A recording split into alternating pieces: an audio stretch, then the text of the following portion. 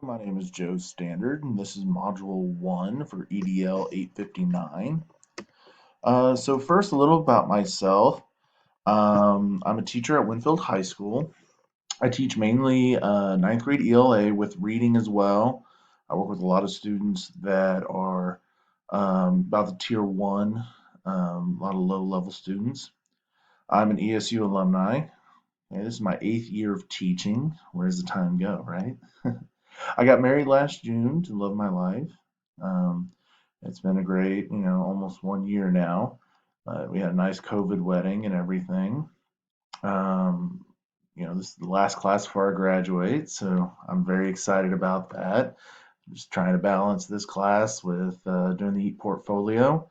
Has been a great experience. Um, I have one fur kid, my dog Admiral. He's a great dog. I also do a lot of coaching within the district. I coach middle school track as well as high school football and high school scholars bowl as well. So 10 academic activities that we do within my building at the high school. Well, we have AP classes, which kind of are towards our upper level students and everything. We do have leveled core classes kind of set up to help those students that need that extra support, whether it's in reading or maybe more of a remedial English class or math class. We do have speech and debate, yearbook, entrepreneur classes, Scholars Bowl, JAG, Skills USA, welding program, health science careers. A lot of these, we have a lot of great academic activities that help our students be prepared for the outside world. But we still need to work on those skills that will get them there as well. But I think we still have room to expand. Our administrative support is very great. They do a great job of supporting the activities by showing up to events and getting the word out. I know they want to see us kind of expand that more for other students as well. Like we're talking about, health careers, we want to see more on-the-job training, and I kind of feel the same way. We want to ensure that all our students are prepared, whether they're going for a career right after high school or if they are going to go into college to prepare themselves. Okay, we just need, like I said, we just need to expand more. And we're getting that opportunity right now because we are part of redesign. So we're going to be seeing a lot more academic and non-academic activities coming our way to kind of help support our students. Usually with our stakeholders, like with our parents within the community, they are very supportive of what we do in the high school because it brings recognition to the community and it does help our students grow. And that's one of the most important things within our district. So 10 of our non-academic activities. We have Success 101, which is a freshman program that is set up to ensure that freshmen learn the skills that they need to be successful in high school and outside of school as well. I think it's a great program. I think it's one that should be expanded on as well. We get a lot of support for that as well. Viking time, we use that for multiple different reasons for social emotional learning, study hall, we focus on a lot of skills that will help prepare these students to be successful. FFA, learning, this can kind of go both ways between academic and non-academic. There's kind of a little iffy there, but I chose to go with a non-academic approach because you are learning skills there that could translate to other careers. I know myself, I was involved in FFA, but that helped me be prepared for public speaking, learning grit, learning how to manage my time. You learn a lot of great skills there that will help prepare you in other careers besides just in agriculture. We also have gifted and sped programs.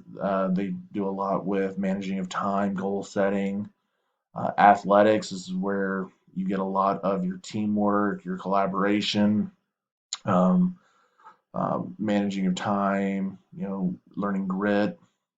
SAD, students against destructive decisions. This is more of an SEL program to kind of help that. And Stuco and GSA is there for SEL and support and to ensure that students, are getting resources and everything that they need to ensure that they are socially and emotionally prepared. We also have foreign language clubs, senior portfolio. All these teach them the skills that they need, with time management, how to present, how to dress for an interview, how to talk in an interview. These are great skills that you learn through those programs. For administrative support, they are supportive of the non-academics, but they do want to expand, just kind of like how we talked about with the academic activities as well. Our main focus is building those relationships with students, support their social and emotional growth. I think we do offer a wide variety of them, though I still agree that we need to expand more to help develop those skills. They need to be successful. The stakeholders, they can be very supportive. I think it just depends sometimes on what we offer. They do see the need to expand to reach more students. I think sometimes they get caught up on labels sometimes, like with GSA and everything. Sometimes they don't really support that, but it's not as a whole community, it's just some within it. So a little bit about the resources that I went through, some things that I kind of picked out. So the first one is, we have a lot of different terms that we use to describe non-academic skills. We use many of them within education, like growth mindset, social emotional skills, and grit. Though each one is important, they play different roles when we're talking about student preparedness for the outside world. And we have to hit on those. Is kind of where I'm at. And we have to be able to work through these and develop our students to be successful.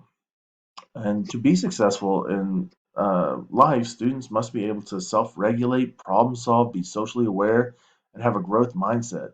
There are no longer soft skills, but required skills, is something that I learned. These skills are there to help support what the student must learn. Without those skills, the students can't learn. It's kind of like the old adage, you must love the students before they can learn. Okay. But we must teach them these skills so they can be successful. A lot of our students struggle because they don't have those soft skills to prepare them, to learn how to manage their time, to understand that due dates are due dates. This is kind of a continuation. We have to build that from, you know, from pre-K on up. There must be that building of these skills. But, there's a lot of support for it, from superintendents, administrators, teachers, and stakeholders. But, it's how do we accurately measure these skills? How can we do that? Okay. It's a bit skewed there, but we have to figure out a way to do that to measure those. Even at the secondary level, it can be really difficult, especially when we're having to focus on content, content, content. How do we measure those skills that aren't content based? Because non-academic skills should not just be taught at school, but they need to be stressed more at home. Because we can't just put it on the education system to teach these students these skills. They must come from home as well. They, there must be a balance of teaching the students and reinforcing what we're doing as well. Because if not, we're putting too much stress on the education system, and we need to be able to work together within the community and with families to work on these skills so their students, that their children are better prepared. And if schools focus on social emotional, there will be a positive effect on student outcomes. And I've seen it too. Students will develop social and emotional skills, positive self-image, pro-social behavior, reduction and prevention of antisocial behaviors, and academic achievement will increase. Okay? These are things that we've been hitting on more and more as we progress in education because we've learned that, it's not just about the content. We have to be there to help them grow socially and emotionally and to support them as well. Because if we do that, then we're going to have more successful students. If we have more successful students, then we have more productive citizens within our communities. But then there's barriers. And those barriers kind of keep us from helping these students sometimes, whether that's, some sort of physical limitation or mental limitation or maybe substance abuse. That can be related to violence, abuse, and neglect. Students who struggle with these barriers, they need that support with how to deal with those issues. And they have to have those skills to deal with it. And we have to show them how to use those skills. Because if not, then they're not going to grow. It's just going to be a continuation. We're going to continue that pipeline from schools to prisons. You hear that all the time. And that's true. We have to help them now, or this is just going to be a continuation. As educators, we have to find ways to integrate those as well. We can't just, and it can be tough to do that. but we have to integrate it within what we're doing within our curriculum, whether that's through group work, independent research, communication between our peers, time management, presentation. All these are skills that we have to integrate within what we're teaching. And it's very important to do that. I know, like within my content, we work a lot with presentation, communication, group work, independent work. We hit on a lot of those, but sometimes it can be difficult to integrate those into other contents as well. But we have to find time, professional development to help implement these skills within those contents. To better prepare students for a career, we must teach them interpersonal communication skills, public speaking, adaptability, collaboration, negotiation, empathy, diplomacy, situational awareness, time management skills, conflict management, stress management, and sense of humor. That's a lot of skills. That's a lot of skills.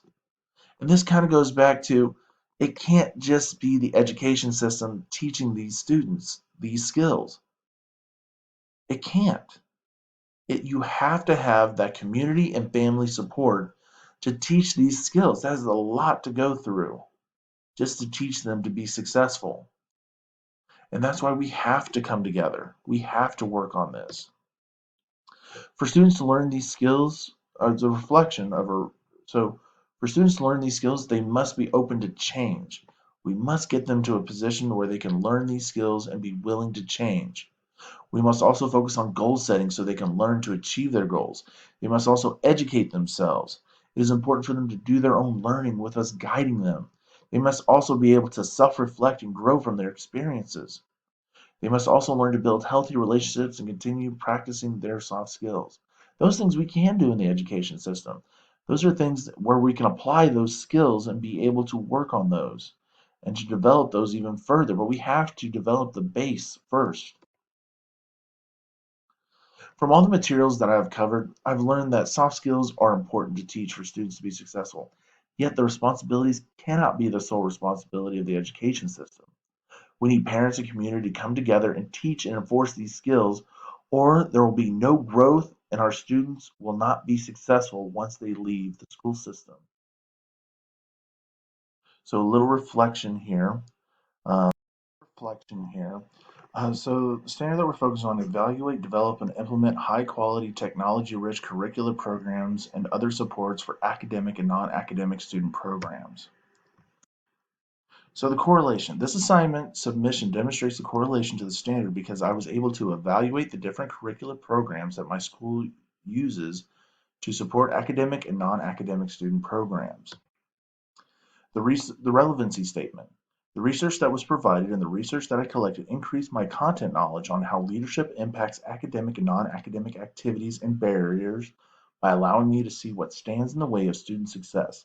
I learned that I must ensure that students are given the opportunity to learn non-academic skills and that I must bring parents and community on board to effectively ensure that students are learning and applying these skills. Relevancy statement continued. This assignment is relevant to my current learning because curriculum development is not just academic activities, it is also non-academic skills that will ensure the success of students within the community.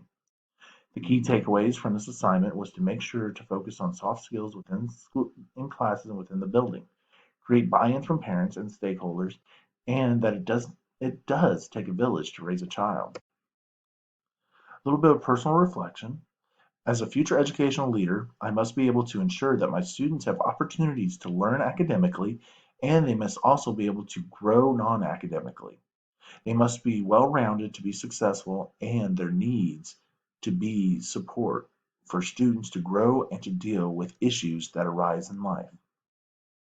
So I want to thank you guys for watching my video. Hopefully you learned a little bit about myself and about kind of what I'm thinking as we're going through this course. So thank you very much and have a great day.